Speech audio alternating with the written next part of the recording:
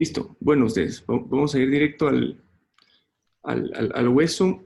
¿Se acuerdan que el principio, los primeros 6 capítulos se enfocaban muchísimo en la parte de creer y a partir del 7 de la obediencia, ¿verdad? Que es bien importante mantener eso en mente. Eh, y lo último que veíamos era justamente esta época que estamos hablando de la fiesta de los tabernáculos. Este viene muy vinculado al capítulo 5, cuando está la curación del paralítico. ¿Se acuerdan? En el estanque de Bethesda. Eh, y Jesús comienza a hablar sobre la autoridad que él tiene sobre el sábado, ¿verdad? Y está toda esa discusión, es que él sanó en sábado y no sé qué, vinculando y como, vamos a decir, comparando contra la ley, ¿verdad? Que es bien importante ese contexto, porque luego viene la fiesta de los tabernáculos y nuevamente él va a decir, o sea, no solo estoy por encima de la ley, sino que yo soy la ley. O sea, las fiestas soy yo. ¿Se acuerdan que lo hacía con ellos, con el agua, ¿verdad? Con el rito del agua del tabernáculos? Acordémonos ahorita lo que vamos a leer sigue estando dentro de la fiesta de los tabernáculos. Eran 8 días, 7 de fiesta y el último, ¿verdad? Y el último octavo, porque era un último día de reposo. Y en ese día de reposo es el que vamos a entrar ahorita, ¿verdad? Entonces, hoy nos vamos a ir al famoso pasaje, porque creo que todos lo hemos leído, de la mujer adúltera. Entonces, si le damos ahí otra vez, como siempre, van a ver que puse a partir del 753, porque hace una continuación mucho más fluida. No me voy a perder en eso ahorita, pero si me ayudan ahí 2 versículos cada uno, por favor. Va, y cada uno se fue a su casa, pero Jesús se fue al monte de los olivos. Al amanecer vino otra vez al templo, y todo el pueblo venía a él, y sentándose les enseñaba. Los escribas y los fariseos trajeron a una mujer sorprendida en adulterio, y poniéndola en medio, Dijeron a Jesús: Maestro, esta mujer ha sido sorprendida en el acto mismo del adulterio, y en la ley Moisés nos ordenó apedrear a esta clase de mujeres. Tú, pues, ¿qué dices? Decían esto poniendo a prueba a Jesús para tener de qué acusarlo. Pero Jesús se inclinó y con el dedo escribía en la tierra.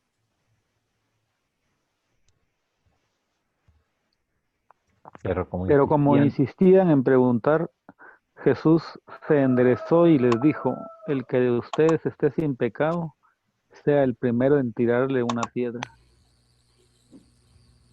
E inclinándose de nuevo, escribía en la tierra. Debo ahí dos versículos, ¿no? Ahí está al oír esto, Pero como al oír ellos esto, se fueron retirando uno a uno, comenzando por los de mayor edad, y dejaron solo a Jesús y a la mujer. Enderezándose a Jesús le dijo: Mujer, ¿dónde están ellos? Ninguno te ha condenado. ninguno, Señor, respondió ella. Entonces Jesús le dijo: yo tampoco te condeno, vete desde ahora, no peques más. Creo que todos hemos escuchado este pasaje. Ciertamente hay como mensajes más evidentes, hay algunas partes un poco extrañas que vamos a estudiar y entremos de una vez de cabeza a esto. ¿Sí? Entonces, acordemos que aquí fue el encuentro con lo del agua, y el que cree en mí brotarán ríos de agua viva, y comienzan a acusarlo, comienza la tensión, es bien fuerte. Por lo menos que aquí estamos hablando de una fiesta que era súper alegre, súper especial, y o sea, se volvió una cosa súper tensa. Estamos en el 7º día. Dice, cada uno se fue a su casa, pero Jesús se fue al monte de los olivos. Y solo con eso, a ustedes, cada quien se fue como a su lugar seguro. O sea, bueno, ya se acabó, me voy a ir a mi refugio. Y a mí me encanta, la reflexión es, y Jesús también, porque se fue a orar. Fue a orar con su padre. A ustedes, sí, al principio tenía, por eso hay un poquito de blanco ahí en este slide, porque tenía un montón de cosas más, pero dije, no nos va a dar tiempo con lo demás, pero es cuán importante es pasar estos tiempos con Dios. A ustedes creo que lo hemos insistido bastante en este estudio a través de la palabra y demás, que es compartir con Dios. Yo les he comentado que está en la Biblia a ustedes. Dice que los discípulos le pidieron una cosa a Jesús que les enseñara. Una cosa, que es enséñanos a orar. O sea, y cuando uno se pone a reflexionar, ¿por qué habrían de pedirle eso? O sea, ciertamente uno piensa que importante es y lo demás, pero ¿por qué le pidieron sobre todas las cosas que les enseñara eso, a orar? Yo creo, aquí voy a asumir, pero cuando uno pide eso es porque le da una mayor relevancia. O sea, miren, bueno, la clave de todo esto es el tiempo que el Señor pasa en oración, ¿verdad? Y qué importante es eso. Cada quien se fue a su casa, pero Jesús se fue al Monte de los Olivos. Recordemos que el Monte de los Olivos es un poquito retirado de Jerusalén. O sea, aquí estamos en el templo, en Jerusalén y demás. Él se aleja. O sea, qué importante lección que cuando las cosas están álgidas y demás, ok, yo voy a ir a tomar aire, voy a tomar mi refugio en mi Señor y compartir con Él y estar con Él y orar con Él. Ese es el refugio que estamos usando. Interesante que nadie le ofreció posada a Jesús, ¿verdad? Nadie le dijo, no, venite a mi casa. O sea, que lo cual era lo más normal que pasaba a ustedes. Y la pregunta es, cuando uno está pasando por momentos difíciles, tensos, acusado por ser cristiano, ¿sigo invitando a Jesús a mi casa o no? O no, mejor platiquemos otro día. Ahí nos vemos, ¿verdad? ¿Cómo estamos realmente en eso? El versículo dice: al amanecer vino otra vez al templo y todo el pueblo venía a él, sentándose les enseñaba. Bueno, otra vez, eran los 7 días de la fiesta, y aquí estamos en el 8º día, en el día de reposo, y al amanecer, otras versiones dicen en la madrugada, no más salió el sol, se fue al templo. O sea, me encanta que Jesús se quedó intimidado, así como, ay, si regreso otra vez, hoy sí ya me van a agarrar, mejor ya no los confronto. Y es ese balance de hombre a ustedes, de pelear la buena batalla, saber cuándo insistir, saber cuándo dar esa cara ante los problemas y cuándo retirarse. O sea, hubo momentos en donde Jesús se retiraba. Sino, bueno, no, o sea, si no quieren, me voy, pues. Y otro momento donde no, porque es mi misión. ¿Cómo lograr? O sea, mucho podemos pensar cómo podemos tener ese balance, cómo podemos tener realmente ese discernimiento. Y la clave es sencilla a ustedes. Es estar conectado con el Señor. ¿Cómo estar conectado con el Señor? Pasando tiempo con el Señor. Escuché un mensaje que me gustó la semana pasada que decía, no se trata de orar todo el tiempo, se trata de separar un tiempo para orar. Porque a veces decimos, es que yo oro cuando me baño, cuando voy en el tráfico, cuando bla, bla, bla, lo cual es buenísimo. Y uno se mantiene orando, lo cual es genial. Pero cuánto más potente es como hacía Jesús, que se alejaba de todo, se retraía, y ahí tenía sus tiempos de oración, ahí se conectaba. O sea, esa sabiduría que vemos cuándo apretar, cuándo pelear, cuándo no, cuando Jesús se desaparecía del tumulto, cuando agarraba al templo y comenzaba a volar las mesas y todo, cómo tener ese balance. Literalmente el balance es en Dios, a ustedes. Y esa parte es bien importante que la podemos poner en práctica. Luego empezamos en el 3, decía, los escribas y los fariseos trajeron a una mujer sorprendida en adulterio, y poniéndola en medio dijeron a Jesús: maestro, esta mujer ha sido sorprendida en el acto mismo del adulterio.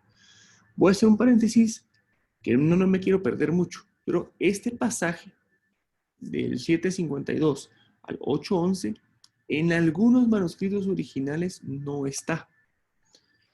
En algunos sí, es un pasaje un poco controversial, porque por ejemplo Juan nunca escribió los escribas y los fariseos, es el único pasaje donde él escribe escribas y fariseos, lo cual es un poco inusual. Yo llegué a la conclusión, creo que es un pasaje ciertamente que va en la línea, y como mucho lo que hemos visto en Juan, donde hay un acontecimiento y una enseñanza, ¿verdad? Porque después de este acontecimiento hay una enseñanza bien poderosa. Esto se lo dejo por anotación, porque de hecho inclusive algunas Biblias no lo incluyen, ¿verdad? Voy a cerrar el paréntesis. Uno interesante que trajeron solo la mujer. Vamos a ver el detalle en Levíticos y en Deuteronomio, lo que decía la ley, pero decía que básicamente los dos tenían que ser condenados. Interesante que solo han traído a uno.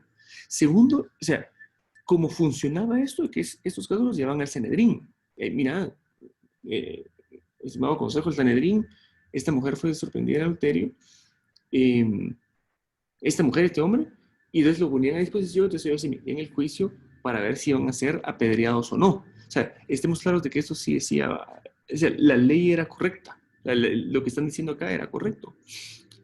Y acá comenzamos a ver la ironía, ustedes, es esa malicia de la gente de querer condenar a Jesús, porque dice, maestro, ¿verdad? Cuando hace, o sea, el día anterior le estaban diciendo engañador, endemoniado, y todo. Y tratemos de analizar, o sea, ¿por qué le están poniendo una trampa? Porque básicamente le están dando dos opciones, ¿sí?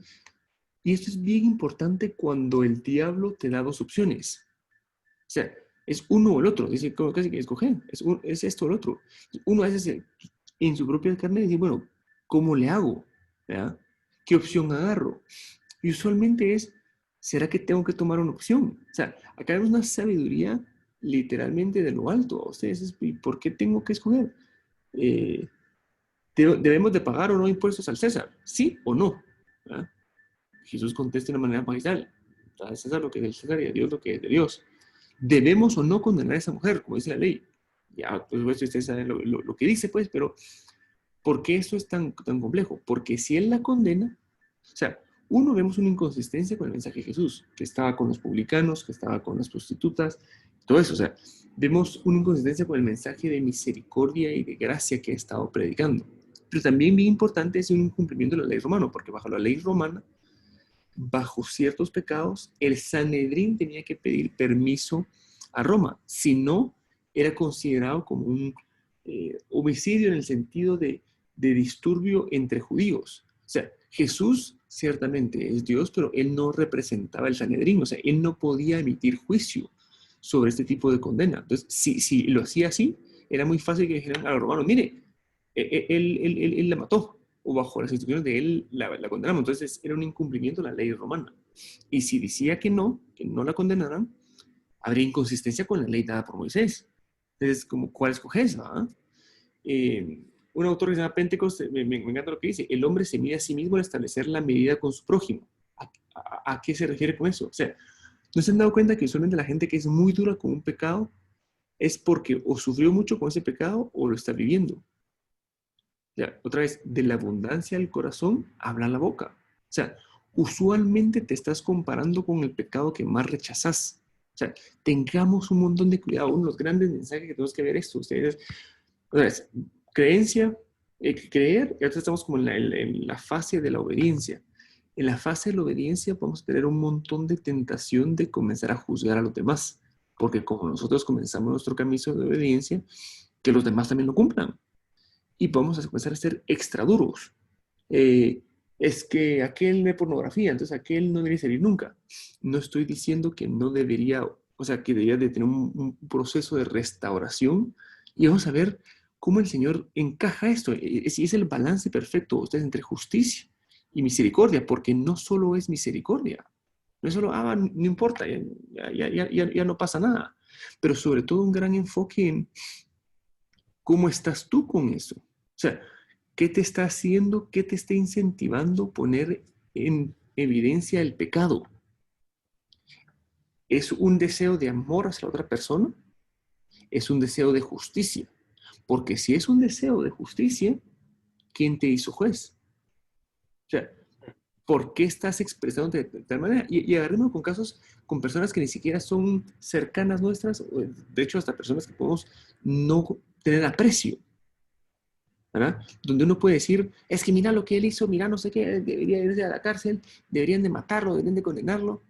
Ok, señor juez. ¿Por qué? O sea, ¿de dónde viene tanta frustración? Otra vez, no que no tengamos ese rechazo hacia el pecado. O sea, y se dan cuenta lo fino y lo delicado de hablar este tema sin un balance completo en el Señor, ¿verdad? Que tenemos que darnos cuenta que a veces puede ser un reflejo de lo que hay en nuestro propio corazón. Es que dice malas palabras, es que no es tan grave. O sea, tanto con los pecados que somos extremadamente condenatorios, con los que también somos muy relajados. Yo los invito a decir, bueno, usualmente qué pecados no le pongo tanta atención, por así decirlo, o qué pecados, puchica, o sea, para mí son inadmisibles. ¿Por qué?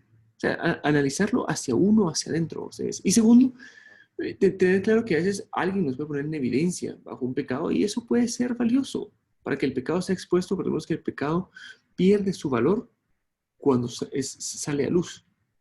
Empecemos en la parte ya más densa. Dice, y en la ley Moisés nos ordenó apedrear a esta clase de mujeres. ¿Tú pues qué dices? Decían esto poniendo a prueba a Jesús para tener de qué acusarlo. ¿Estaba esto en la ley? Sí.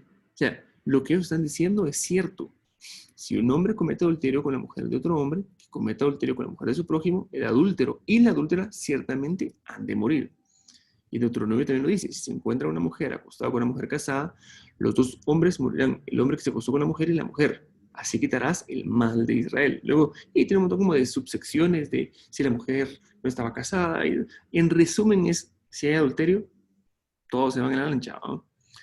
Uno es entender el concepto de la ley, ¿va? Ustedes, ¿por qué es tan dura? O sea, porque está simplemente tratando de proteger el matrimonio. O sea, acá enfatiza lo sagrado del matrimonio que es para Dios. De hecho, hay uno también que dice, aquel que deshonrare a su padre y a su madre podrá ser apedreado. Sí, hay un montón de sentencias que son bien fuertes. O sea, yo les digo, habiendo estudiado un poco el tema de los incentivos a ustedes, o sea, a mayor o más fuerte el incentivo, usualmente es porque le quiere dar mucho enfoque en eso. O sea, el incentivo que el Señor ponía acá, de que si hacías eso te van a matar, era justo decir, mira, porque lo que estás haciendo, estás rompiendo algo sagrado. O sea, acá hay un énfasis en lo sagrado del matrimonio. Cosa que ya no hay ahora a ustedes. O sea, cosa que es difícil verlo ahora en el mundo de realmente ponerle ese valor. Pero bueno, no vamos a hablar tanto de eso. Y dice, bueno, pero Jesús sería que quería cumplir la ley, ¿o no? O sea, él la vino a romper. Él mismo lo dijo en Mateo. No piensen que he venido para poner fin a la ley o a los profetas. No he venido para poner fin, sino para cumplir. O sea, lo vimos él cumpliendo, él siendo la representación de la fiesta de los tabernáculos. Él aplicando la ley, o sea, en ningún momento lo vamos a ver, o sea, insisto con el final y todo, porque todos sabemos la historia, pero en ningún momento él dice, es que él no la liberó del pecado, él absorbió por ella la consecuencia. Vamos a entrar a esa parte que es bien linda, pero es que es muy diferente, ¿va? Ustedes, o sea, Jesús en ningún momento toleró el pecado, lo que pasa es que mostró su gracia a ustedes. En Hebreos vemos que dice, porque este es el pacto que yo haré en la casa de Israel. Después de aquellos días, dice el Señor, pondré mis leyes en la mente de ellos y las escribiré sobre sus corazones. Yo seré su Dios y ellos serán mi pueblo. ¿Por qué es tan importante ese pasaje a ustedes? Uno, porque la ley ya no se vuelve una característica externa para ejecutarla externamente. O sea, no solo está afuera, sino que además no solo está afuera para juzgar a los demás, porque ese era un poquito el enfoque que ese se tenía. Es que yo la tengo para juzgar a aquel. Acá es, yo la tengo en mi corazón y en mi mente para primero analizarme a mí, porque a mí me aplica. El primero que le aplica esto soy yo. Y eso es lo importante a ustedes, porque dentro del proceso de obediencia vemos un proceso de santidad, de santificación. Y luego, lo adelanté porque dice que Jesús estaba en silencio. O sea, a Jesús no lo puedes poner bajo las cuerdas. Él contesta a su tiempo, él sabe cómo va a procesarlo, deja que se les hierva un poquito más la sangre para proceder. Entremos a una parte que es genial. Pero Jesús se inclinó y con el dedo escribía en tierra. O sea, por supuesto pueden leer los versículos que tengo ahí a ustedes, pero solo les invito a no leer todavía y reflexionar conmigo. ¿Qué cosa más extraña? O sea, comienzan a acusarlo, hay un montón de gente y comienza a escribir en tierra. Algunos se han hecho bolas pensando qué estaba escribiendo.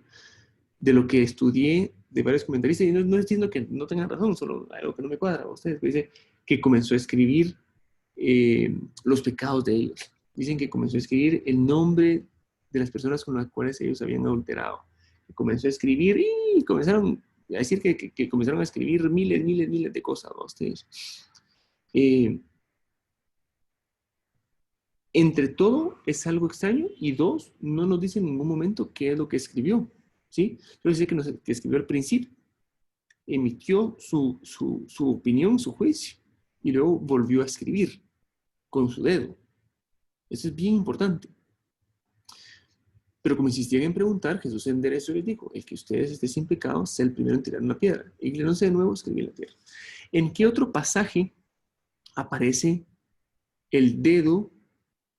¿Qué sucede? Que Dios o Jesús escribe con el dedo. Hay otro pasaje que lo vamos a estudiar ahorita brevemente. En Deuteronomio 9 dice, el Señor me dio 2 tablas. Aquí está hablando Moisés, escritas por el dedo de Dios. Y en ellas estaban todas las palabras que el Señor les había dicho en el monte de en medio del fuego el día de asamblea. O sea, ¿se acuerdan de ese pasaje cuando Moisés sube al monte, le son dadas las tablas? Y dice que esas tablas fueron escritas por el dedo de Dios. Y estando arriba, dice en el 9:12, entonces el Señor me dijo, levántate, baja a prisa de aquí, porque tu pueblo que sacaste de Egipto se ha corrompido. Pronto se han apartado del camino que yo les había ordenado y se han hecho un ídolo de fundición. ¿Qué es lo que está pasando? Lo leemos en Éxodo 32:1. Cuando el pueblo vio que Moisés tardaba en bajar el monte, la gente se congregó alrededor de Aarón y dijeron, levántate, haznos un Dios que vaya delante de nosotros. En cuanto a este Moisés, el hombre que nos sacó de la tierra de Egipto, no sabemos qué le ha acontecido. Porque lo que pasa es que Moisés había tardado bastante a ustedes. Entonces, la gente se desesperó y comenzaron a hacer ídolos. Y termina después así, o sea, esto es un relajo, el becerro, lo funden y todo. Y luego el Señor le vuelve a decir, lábrate 2 tablas de piedra como las anteriores, y yo escribiré las tablas, las palabras que estaban en las primeras tablas que tú quebraste. ¿Ven la similitud? El Señor escribe las tablas con su dedo, la gente idolatra con el becerro de oro. No puse todo el texto, pero ahí o sea, el Señor dice, los voy a destruir, los voy a consumir. O sea, perdón, pues, pero ¿qué tipo de necedad a ustedes? O sea, les estoy dando algo genial, que es la ley.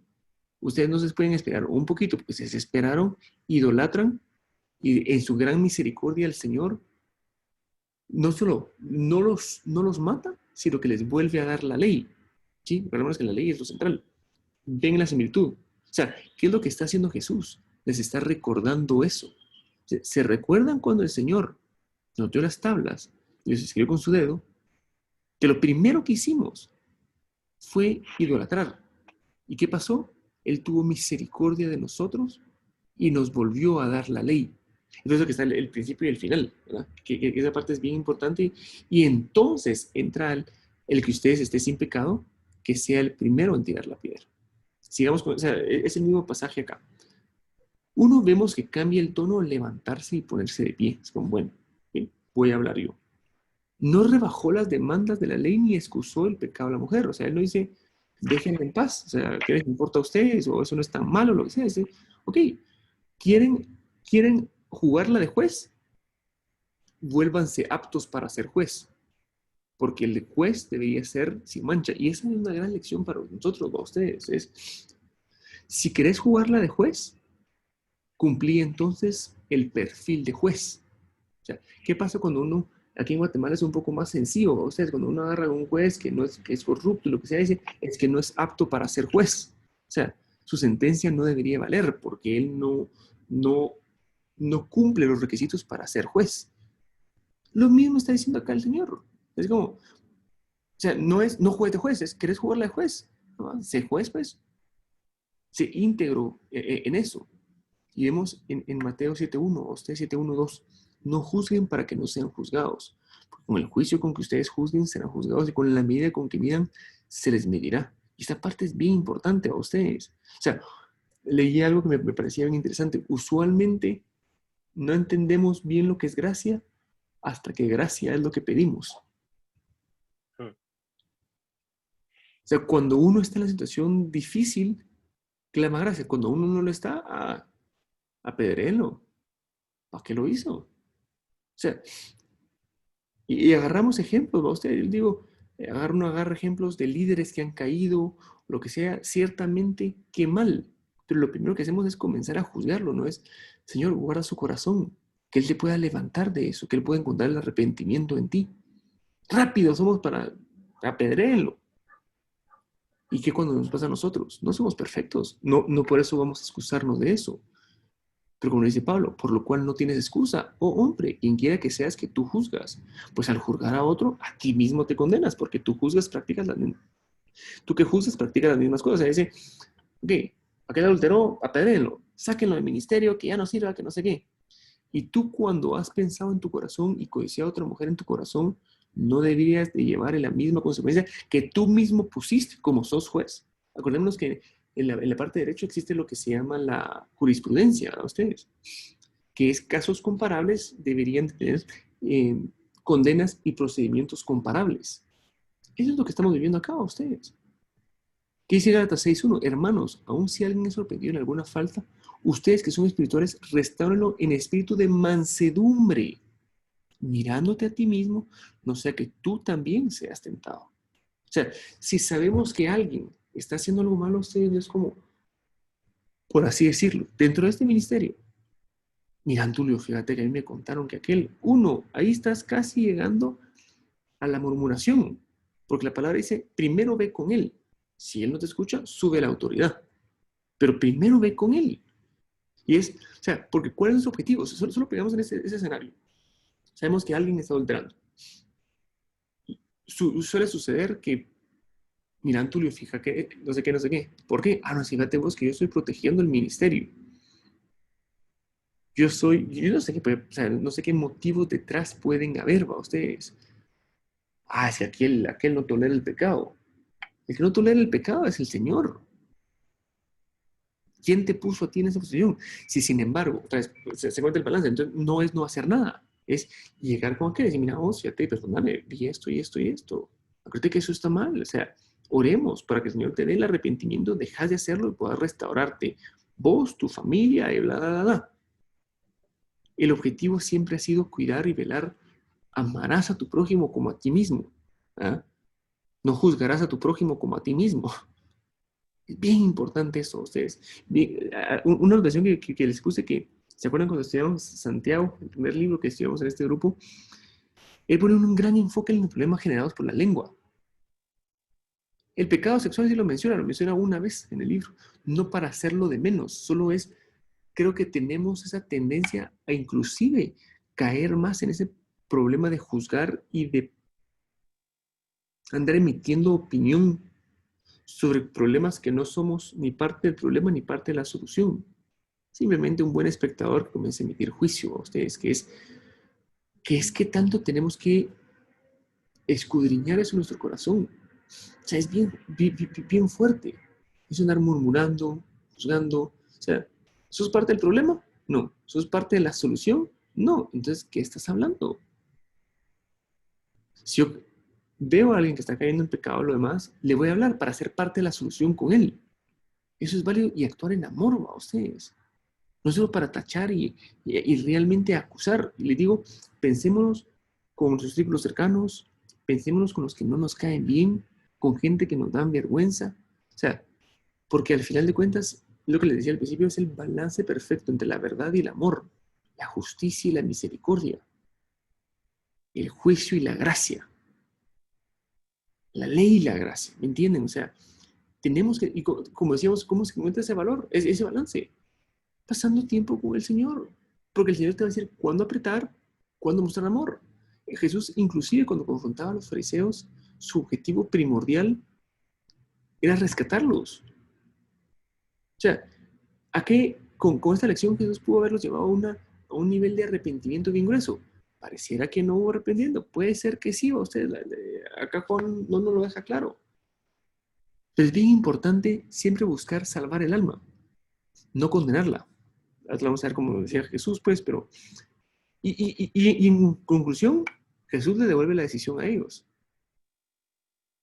Así como hizo con la moneda. O sea, sería bien interesante, lo pensé, pero la verdad que no me dio tiempo de agarrar todas esas partes donde trataron de tentar a Jesús, que es igual que la del diablo. Si sos hijo de Dios, convertí este pan en... esta piedra en pan. ¿Sos o no? ¿Sí o no? O sea, tratar de hacer binario. Y bien interesante, porque Jesús no entra en ese juego sí o no. Es no solo pan vivirá el hombre, sino toda palabra que salga de la boca de Dios. Da a César lo que es del César. No seguro que querrás, pues. ¿Es de César o no? Entonces, dáselo vos.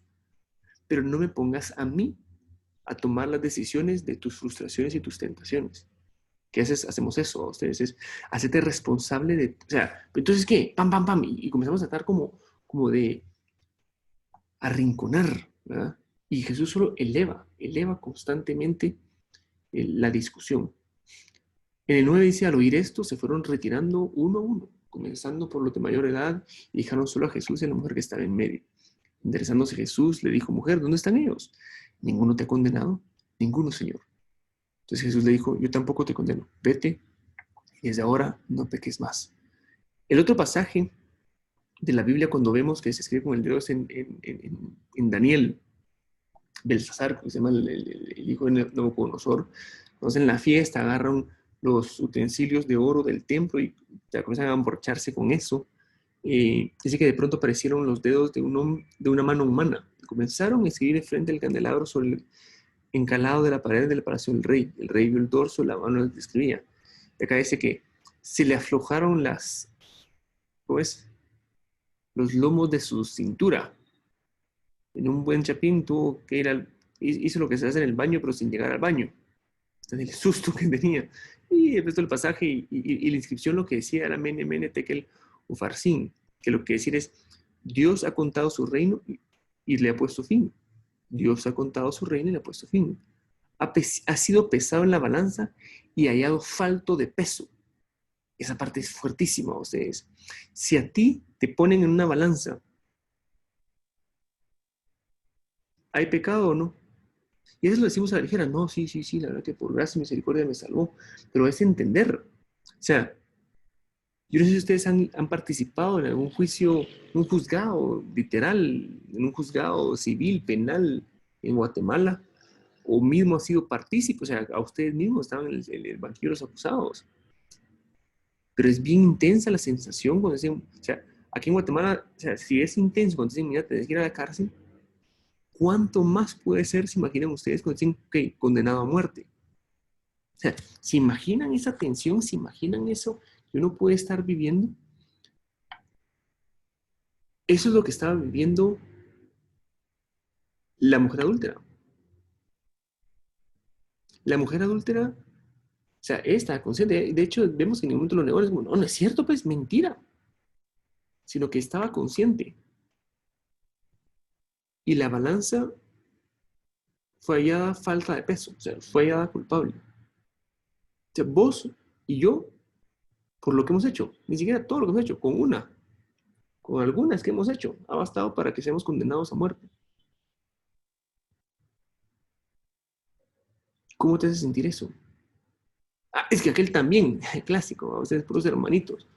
Es que vos hiciste, pero es que aquel también. O sea, si voy a morir mismo, muero con aquel. ¿Ah? ¿Cómo te sentirías tú estando enfrente del rey? O sea, si Jesús se aparece hoy, y la reflexión clásica, ustedes que a mí me impacta, cuando el Señor venga, ¿qué vas a estar haciendo? O sea, ¿cómo te van a agarrar? Ojalá me agarre orando. O simplemente vivís una vida en santidad que no importa cuándo aparezca, porque estás viviendo en santidad. O sea, ¿se imaginan eso ustedes? Que el Señor nos agarre en un momento donde estamos pecando. O sea, sé que somos humanos y podemos tener debilidad a ustedes, pero ¿qué tan consistentemente estamos buscando agradarlo a Él? O sea, a lo que voy con esto es tanto que tenemos que enfocarnos en nosotros como para tener tiempo para los demás, para andar haciendo la de juez a ustedes. ¿Por qué después entra la parte donde Jesús la libera de la condena? Porque la ley dice, o sea, no es que Jesús la libera de la condena, es, ok, ¿hay alguien más? ¿Te está condenando a alguien? No, porque la ley pide que te condenen, que te acusen dos. Y aquí eso lo quedé yo. Yo solito no te puedo acusar. Esa parte es bien fuerte, o sea, o sea, para los que son abogados es la estrategia perfecta legal. La ley dice que necesita 2 testigos o más. Pero como ya no hay 2, tranquila, pues. Porque la palabra de Dios es viva y eficaz, más cortante que cualquier espada de 2 filos, penetra hasta la división del alma y el espíritu y las coyunturas y los tuétanos. Es poderosa para discernir los pensamientos y las intenciones del corazón. Jesús lo que los lleva a ustedes y es lo que nos quiere llevar hoy. Es, te ha sido mostrada misericordia y gracia. Mostrar misericordia y gracia. De gracia habéis recibido, de gracia dad. ¿Esa confrontación que Jesús hizo fue para arrepentimiento o simplemente te alejas por vergüenza cuando estás confrontado por eso? Es que sí, pero cuando alguien te puede decir, puede ser que alguien a quien le tengas confianza, y puede ser que a ti te toque alguien que no, que te cae mal, y eso porque te cae mal lo rechazas. O sea, hay que ser humilde, ¿no? Ustedes decir, es que mira, he notado que ves raro, muy intenso a las mujeres, que las saludas agarrándole la cintura. Sobre todo para los hombres casados, eso, ustedes. Y los solteros también no se pasen de vivos. Eh, que, que hablas con malas palabras, que maltrataste a un mesero, que maltrataste a un camionetero, que bla, bla, bla, bla. ¿Qué hacemos? ¿Y vos quién sos para hablarme, para no sé qué, no sé cuándo, no sé cuándo? Pues tenemos la humildad de decir, bueno, Señor, es cierto, o sea, lo que está diciendo es cierto o no, para uno arrepentirse y llevar su proceso a ustedes. Siguiendo en esta línea, vemos la actitud de la mujer. O sea, enfoquémonos un ratito en la mujer. Imagínense, o sea, todo indica de que sí era cierto. Sí fue cachada en adulterio. Y mientras todo el mundo se iba, ella pudo haber aprovechado para zafar bulto a ustedes. Pero humildemente se quedó y no huyó. Y se quedó enfrente del gran juez. O sea, dijo, emite tu juicio. Emite tu juicio sobre mí. Y creo que esa parte es bien importante cuando nosotros mismos nos presentamos ante el trono del Señor, y es, emite tu juicio delante de mí. O sea, no podemos dar por sentada, hacia mí Jesús ya me perdonó, entonces ya vivo como yo quiero a ustedes, sino es, emite, Señor, tu juicio sobre mí. Y me encanta lo que decía Matthew Henry, si el Evangelio es nuestra norma, la salvación es nuestra sentencia. Si el Evangelio es nuestra norma de salvación, será nuestra sentencia. Pero para tener la salvación, tenés que haber tenido la sentencia de la salvación. Y para haber tenido la sentencia, tenés que haber sido llevado al trono. Que es lo que tenemos que hacer todos los días a ustedes. No porque lo hiciste una vez, ya bastó. No quiere decir que sos salvo todos los días, sino que es como tenés pecado todos los días, tenés que ir al trono todos los días para que sentencia sea emitida sobre vos. Lo que pasa es que si has creído en la fe, en la sangre de Jesús, que Él murió, resucitó de los muertos, tu sentencia es de salvación. Por eso es tan importante lo que Jesús le dice. ¿Por qué no creen? ¿Qué tan difícil es creer? Pero realmente crees. O sea, y es lindo cuando voluntariamente uno llega al trono, confiado de la gracia a ustedes. Pero quiera que no tenés esa reverencia, por eso cuán importante es ese temor de Jehová. O sea, yo sé que él va a decir, no, condenado a muerte. Y tendría razón y podría emitir ese juicio. O sea, pero cada vez tengo que entender de lo que él me ha salvado. Éxodo 34 dice, entonces pasó el Señor por delante de él y proclamó, el Señor, Dios compasivo y clemente, lento para la ira, abundante en misericordia y verdad. No quiere decir que no tenga ira. O sea, la ira sí llega, y de hecho la ira vendrá a ustedes. Pero Él es abundante en misericordia. Como les decía antes, suficiente tenemos que dar cuenta nosotros para ponernos a juzgar a otros. Nos hemos nosotros escudriñado. Parte del proceso de la obediencia es eso, es escudriñarse uno continuamente a ustedes. Y como decía David, Señor, y aún aquellos pensamientos y aquellos pecados que no me son conscientes, o sea, que no estoy claro que lo estoy haciendo, revélamelos, Señor. Y me encanta este pasaje a ustedes. O sea, la mujer adúltera está en el piso, sabiendo que tiene que ser condenada. Y Dios dice, yo tampoco te condeno, vete y desde ahora no peques más. No quiere decir que la condena no se haya hecho. O sea, está claro de eso. Cuando Jesús te libera de tu condena, no quiere decir que la condena no sea ejecutada, no es como que se canceló. Fue atribuida a Él, por ti. O sea, ese pasaje me quebró cuando lo estaba estudiando ustedes, me tocó el Señor y decía, o sea, me decía, qué rico que la condenaron, que no la condenaron. Y solo siento cuando el Espíritu Santo me dice, pero a uno sí condenaron. Lo condenaron por vos. O sea, todo lo que vos tenías que haber pagado, lo pagó Él por vos, injustamente. Pero, o sea, injustamente porque no tenía que pagarlo Él, pero justamente para llevar a cabo la justicia de Dios con ustedes. Y es recordarnos eso continuamente, porque eso es lo que nos mueve. Al que mucho le es perdonado, mucho ama. Pero tenés que entender lo mucho que se te ha perdonado. Seamos honestos. O sea, vemos los casos donde hay gente que fue condenada a 10.578 años. Vaya, se le acumularon un montón de sentencias a ustedes. ¿Cuántas condenas de muerte tenemos sobre nosotros? O sea, con una basta, pero tenemos un montón. Por cuanto todos pecaron, están destituidos de la gloria de Dios. Porque la paga del pecado es muerte. Más la dádiva de Dios. ¿Me entiendes? O sea, ¿cómo hacemos para que eso nos cale y no lo olvidemos nunca? Es estando en el trono. O sea, en esos tiempos de oración, cuando Jesús iba, o sea, él no pasaba por ese proceso porque él no tenía pecado, pero cuando nosotros llevemos el proceso de oración, decir, Señor, emite tu juicio contra mí, o sea, para que sientas el peso de la ley. Lo que pasa es que luego te es quitado por medio de Jesús. Porque recordemos, porque Dios no envió a su Hijo al mundo para juzgar al mundo, sino para que el mundo sea salvo por él. Si Jesús no vino a emitir juicio sobre el mundo, sino que el mundo sea salvo por él, ¿qué te hace a ti superior a eso? Para andar emitiendo juicio a la gente, sino que buscando realmente que puedan ser salvos. A mayor pecado, mayor necesidad del Señor.